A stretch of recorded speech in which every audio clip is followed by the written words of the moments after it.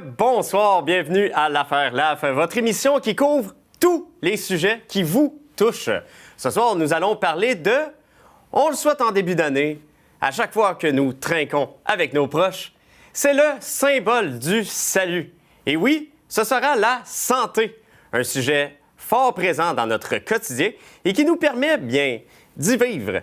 Je suis votre animateur, La Flèche Franqueur. Un plaisir comme à l'habitude. Je vous souhaite un excellent retour du travail. Aujourd'hui, nous avons le bonheur de recevoir une infirmière clinicienne de chez Prélib pour parler de santé sexuelle. Par la suite, je vais me transformer en journaliste pour vous parler de comment respirer avec un nouveau concept. Et nous recevons, comme à l'habitude, nos deux merveilleuse collaboratrice Marguerite David et Gabrielle Duranceau. Comment allez-vous, mesdames? Bonsoir, La Flèche. Ça va très bien. Et toi? Ah, écoutez, ça va à merveille. Mais moi aussi, ça va super bien et on a très hâte de parler de notre chronique d'aujourd'hui. Oui. Et écoutez, j'ai autant hâte, mais avant tout, les trois grandes lignes au Canada en ce lundi 2 mars de l'an 2026.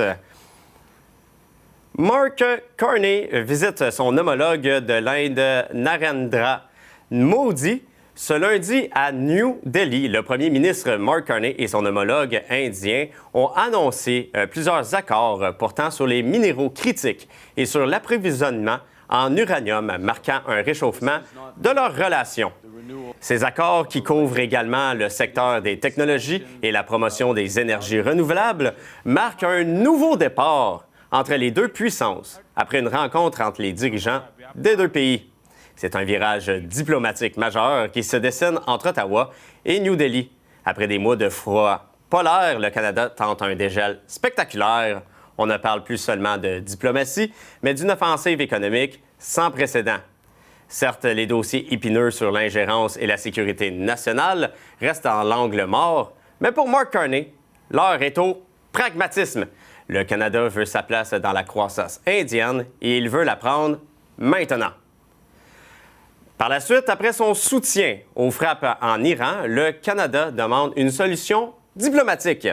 Après avoir offert un appui sans équivoque aux frappes américano-israéliennes contre l'Iran cette fin de semaine, Ottawa semble maintenant vouloir tempérer ses ardeurs. La ministre des Affaires étrangères, Anita Anand, a tenu à préciser depuis New Delhi que le Canada ne participera à aucune opération militaire. Le message est clair. Oui à la neutralisation de la menace nucléaire iranienne, mais non à une escalade de l'armée canadienne. La ministre refuse toutefois de se prononcer sur la légalité internationale de ces frappes qui ont coûté la vie de nombreux civils, malheureusement.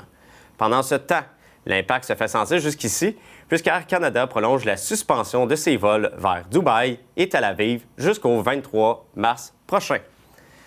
Sur une bonne nouvelle, la Colombie-Britannique ne recule plus l'heure. Dès ce dimanche, la province adoptera l'heure d'été de manière permanente. Victoria ne reculera plus jamais l'heure à partir de l'automne. C'est l'aboutissement d'un long combat législatif entamé il y a déjà 7 ans. Mais attention, ce n'est pas une question de sommeil.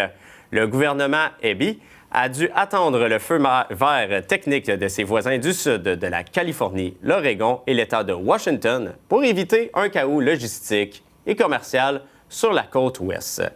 Sa population verra des soirées maintenant plus lumineuses toute l'année, mais un décalage qui s'installe avec le reste du Canada. Il y aura maintenant 4 heures de différence entre Vancouver et Montréal, et ce, de manière définitive. Donc, écoutez, après de nouvelles chargées qui peuvent augmenter le niveau d'anxiété de commun de tous et toutes, on peut se demander, mais comment survivre avec tous ces chamboulements chez nous, ici et autour du monde? Écoutez, ne vous inquiétez plus, puisque j'ai été sur le terrain pour vous trouver une solution. Nouvellement arrivé au Québec, Idolem arrive avec un concept américain de Bikram de yoga qui met sur la chaleur de sa pièce d'activité et l'humeur chaleureuse de ses utilisateurs. Donc, pour le fait, laissez-moi enlever ma veste d'animateur et suivez-moi, en tant que journaliste, pour ce merveilleux reportage. Une autre journée qui commence. La routine, le dérangement, le monde va pas bien, tout est en feu. Mais que faire? Bienvenue chez Idolem. On a du fitness, on a du yoga latte, du pilates, puis on a du yin nidra qui est un étirement puis une méditation profonde après. Donc, je m'appelle Julie Brunel, je suis nouvellement propriétaire d'un Idolem à Trois-Rivières depuis le 13 janvier. Donc, on a fait des grosses prises de conscience comme société que rouler tout le temps comme ça, à un moment donné, il y a des effets négatifs. C'est un circuit yogique. OK. Ça mange quoi, ça, en hiver, ça? Oui, mais attends, je vais juste te le montrer. Tu recouperas au montage. Là. C'est un circuit spa yogique qu'on appelle. OK. T'sais, on veut offrir plus que juste un cours de yoga. Donc, les gens, quand ils vont arriver, on va les inviter à prendre une carte d'intention. Merci d'avoir une famille qui m'aime notre temps. Salut la famille. Je vous invite à venir prendre la thérapie avec le mur de sel, l'allothérapie. Puis on va en salle chaude faire notre pratique de yoga. Puis après, on a le bain froid où est-ce qu'on peut plonger à 3 degrés. Okay. Pour une raison ou une autre, tu as envie de juste comme te déposer après ton yoga puis juste prendre une pause, bien c'est ici que ça se passe dans le lounge. Puis c'est là qu'on voit des belles conversations, des gens qui se connaissaient pas puis là qui se connaissent à cause du yoga.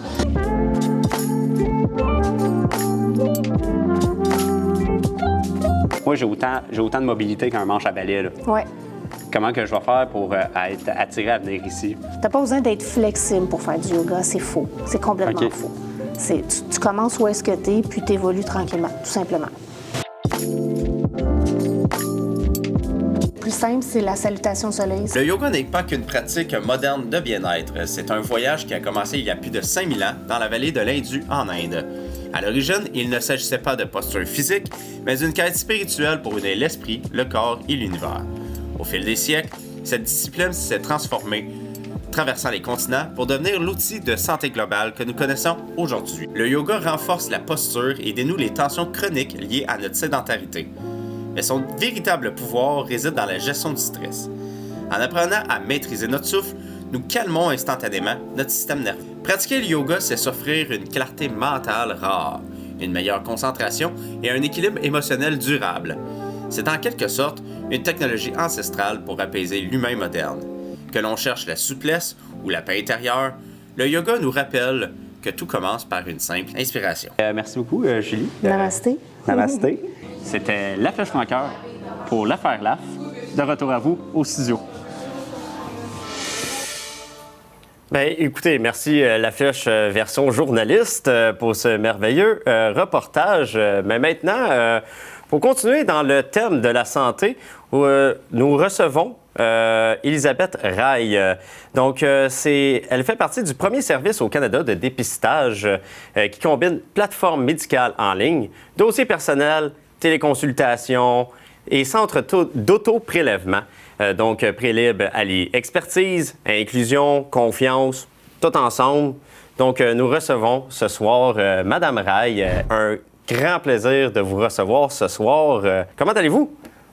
Ça va bien, vous? Ah, écoutez, ça va à merveille. Je suis en votre présence. Je suis, comme d'habitude, toujours bien entouré. J'ai le public à la maison. Donc, on va commencer tout de suite avec la jeunesse. Donc, vous êtes une clinique de prélèvement de maladies transmises sexuellement. Donc, avec l'augmentation des cas ITSS chez les jeunes, selon vous, quelles sont les lacunes de l'éducation en santé sexuelle dans les écoles? C'est une bonne question. Je ne suis pas experte en ce qui a trait aux formations en santé sexuelle dans les écoles. Par contre, je peux vous dire certainement que d'offrir le dépistage puis de rendre le dépistage accessible, c'est vraiment notre mission.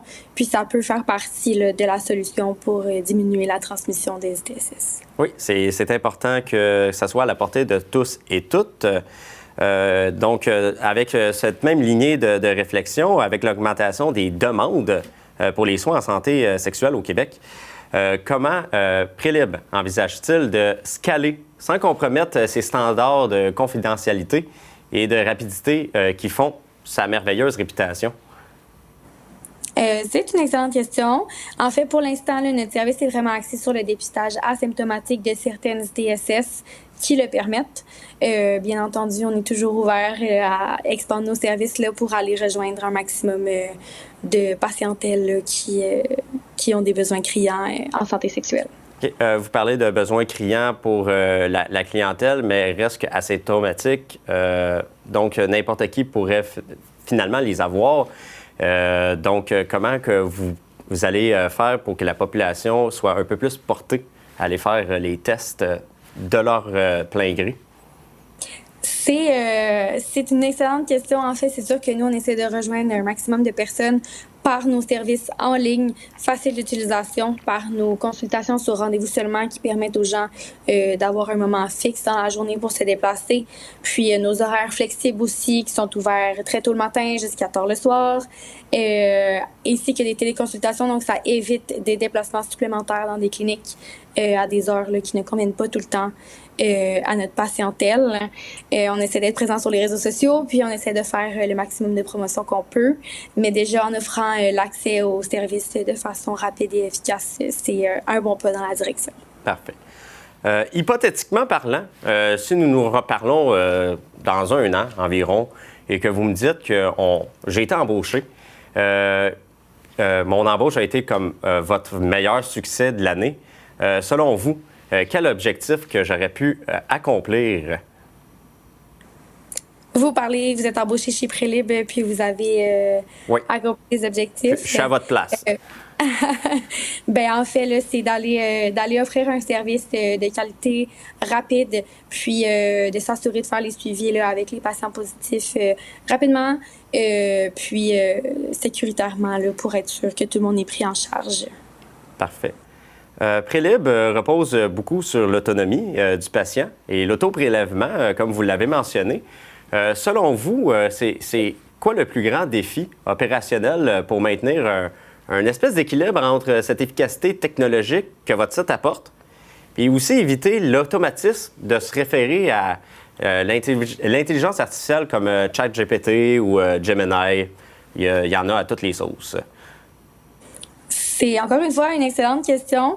Je pense que le meilleur conseil qu'on peut donner aux gens, c'est que dès qu'ils ont des questions, de se référer à des sites qui sont vérifiés, des sources fiables, puis sinon d'aller poser leurs questions aux bons intervenants. Là, on a notamment notre site Internet ou directement là, au 811 qui sont des infirmiers formés là, pour répondre aux questions afin d'éviter le plus de désinformation possible. Sinon, à travers nos installations, nous, c'est sûr qu'on offre tout l'enseignement nécessaire là, à bien faire son autodépistage autant avant que dans la cabine lors du dit dépistage. OK. Madame Rail, écoutez, si vous pouvez laisser un numéro de téléphone ou un site Internet pour la population présentement qui écoute, qu'est-ce que vous conseillez? Oui, je vous avais dit le 811. Sur notre site Internet, oui. Prélib sur Google, vous allez nous trouver rapidement. Puis, simplement suivre les étapes, là, c'est assez facile d'utilisation. Puis, une fois le compte créé, vous avez accès à un rendez-vous là, dans une clinique près de chez vous rapidement. Puis, par la suite, là, ça déboule assez rapidement. Ce n'était pas un addon avant la question du numéro de téléphone de parler de l'intelligence artificielle, puisque c'est mon sujet avec mes 2 collaboratrices. Je vais vous souhaiter une excellente soirée, un bon retour à la maison, une bonne nuit de sommeil, la santé, bien évidemment. On se dit à la prochaine. Merci beaucoup, Madame Rail. Merci, à vous aussi. Merci beaucoup. Donc, Gabrielle, Marguerite, reviens le bonjour. Bonjour, j'espère que vous allez Marguerite. toujours bien. Donc, qu'est-ce que vous avez à m'apporter ce soir? Bien, pour la chronique du jour, aujourd'hui, La Flèche, on t'apprend l'affaire sur l'intelligence artificielle. Nous, dans le fond, on se demande c'est quoi les effets de l'IA quand on a des questions sur notre propre santé. Mais avant, Marguerite, est-ce que tu peux nous expliquer plus en détail c'est quoi cette nouvelle technologie? Oui, merci Gabrielle. Donc, l'intelligence artificielle, j'imagine qu'on sait de quoi on parle quand je dis IA, puisque ça a fait un gros boom en novembre 2022. Puis, c'est une technologie qui permet aux machines d'imiter les comportements, certains des comportements humains. Et puis, selon certaines statistiques, on irait même jusqu'à 30% des utilisateurs canadiens qui auraient utilisé l'IA dans l'année 2024. Là. Donc, c'est quand même quelque chose d'actualité là, qu'on parle. Là. En effet. Puis moi, je me demandais par rapport à ça, toi, Gab, qu'est-ce que t'en penses? Moi, je pense, c'est très réfléchi ce que je vais vous dire. Je pense que en santé physique, l'IA peut avoir des effets quand même positifs si on parle de se remettre en forme, d'essayer de se faire un plan d'entraînement, un plan de repas. C'est un bon départ pour apprendre les bases. Donc, je parle d'expérience peut-être ou pas. Je l'ai fait et j'ai trouvé que ça m'a beaucoup éclairci sur mes objectifs, par où commencer, quelle lignée prendre pour ma remise en forme. Parfait. Mais pourquoi juste pas se référer à un nutritionniste, quelqu'un que c'est sa sphère de spécialité? Bien, tu sais, la flèche, en tant qu'étudiante, des fois, c'est un peu plus difficile de se permettre les services de nutritionniste ou d'entraîneur privé. Donc, l'IA peut être une bonne alternative à ces services, en fait. Okay. Bien, je suis bien d'accord, mais je me dis, tu sais, quand il y a un problème physique qui arrive, là, mettons que tu as mal à un genou ou quelque chose, là, c'est difficile de parler à une intelligence artificielle à propos de ça, là.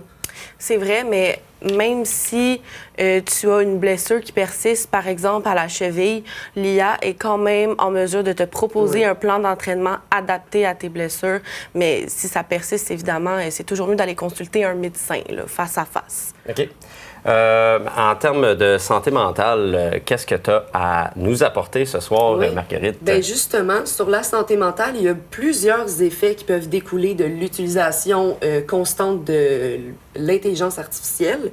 Il y a de plus en plus de personnes qui demandent des conseils en tant qu'amis des intelligences artificielles. Ils vont parler de leur dépression, de leur stress, d'autres problèmes de santé mentale.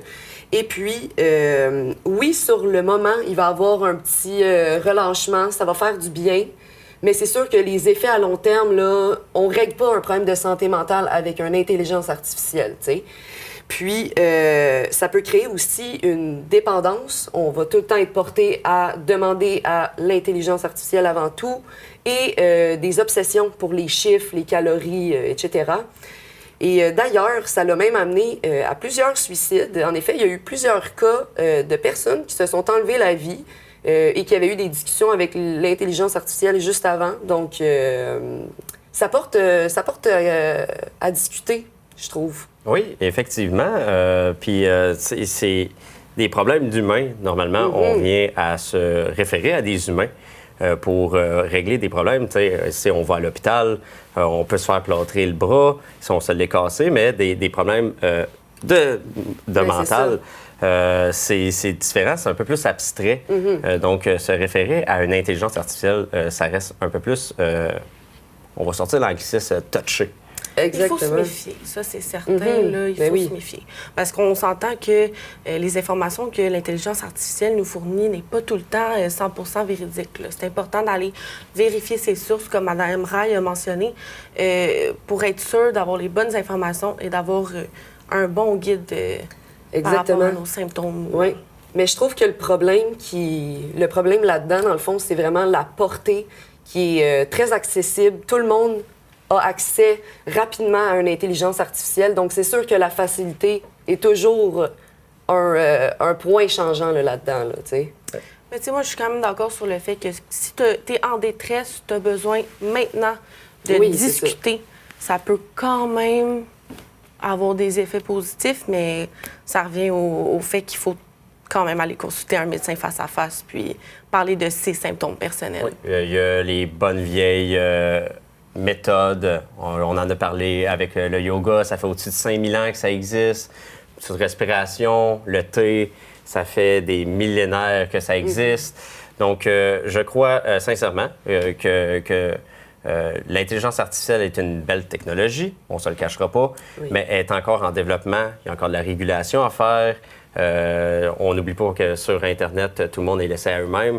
Donc, ça peut laisser des fois la porte ouverte à certaines personnes pour certains gestes. Ben oui, puis aussi, tu sais, il y a beaucoup de chemins qui s'en découlent, tu sais, parce que, tu sais, le fait de parler à un IA, par exemple, pour la santé mentale, comme on mentionnait plus tôt, ça fait que ça isole beaucoup les gens. Puis dans une société, déjà qu'on a un problème avec l'isolement, les réseaux sociaux, tout ça, je trouve que c'est pas avantageux, dans le fond, pour nous, parce que c'est ça, il y a du... C'est ça. Oui. Mais en même temps, il y a aussi le danger, on n'en parlera pas, on va en parler, excusez,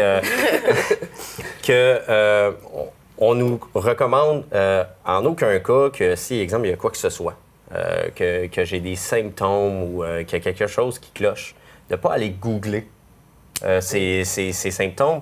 Des fois, même si, exemple, tu es hypochondriaque, ça fait juste être exponentiel. Là. Mais c'est quoi la différence? Avec l'intelligence artificielle, oui, ça a certaines récurrences avec des humains, mais c'est quoi la... Ben moi, ce que je dirais, en fait, c'est qu'on avait le réflexe avant d'aller googler nos symptômes, puis on arrivait directement sur les pages web avec des sources, la plupart du temps, fiables. Là, le problème avec l'intelligence artificielle, c'est que ça fait le pont entre nos questions et les sources, puis ce que l'IA va nous proposer, des fois, c'est pas tout le temps vérifié et 100% fiable. Ben oui, puis quand on pense à ça, comme je l'ai expliqué, dans le fond, l'intelligence artificielle prend les données qui existent déjà. Donc, on peut pas mettre quelque chose sur les personnes en particulier. Là, il y a beaucoup de compétences qui arrivent en jeu qu'on peut pas juste mettre ça sur cette technologie-là. Merci Tout beaucoup. ça pour dire OK. qu'un autre moyen de se détendre serait d'aller faire du yoga, si jamais le besoin... Merci de ton temps, la flèche, encore une fois. Non, mais... On parle trop, on a trop de plaisir ensemble. Ben oui, le temps passe vite en bonne compagnie. Ben oui, donc, vous comprendrez, mes chers spectateurs, spectatrices, que c'est la fin de notre merveilleuse émission. Donc, je vais vous souhaiter une merveilleuse soirée, de profiter du temps avec votre famille, vos proches. Et on se dit, même heure, même poste. C'était La Flèche Francoeur pour l'affaire LAF. À la prochaine.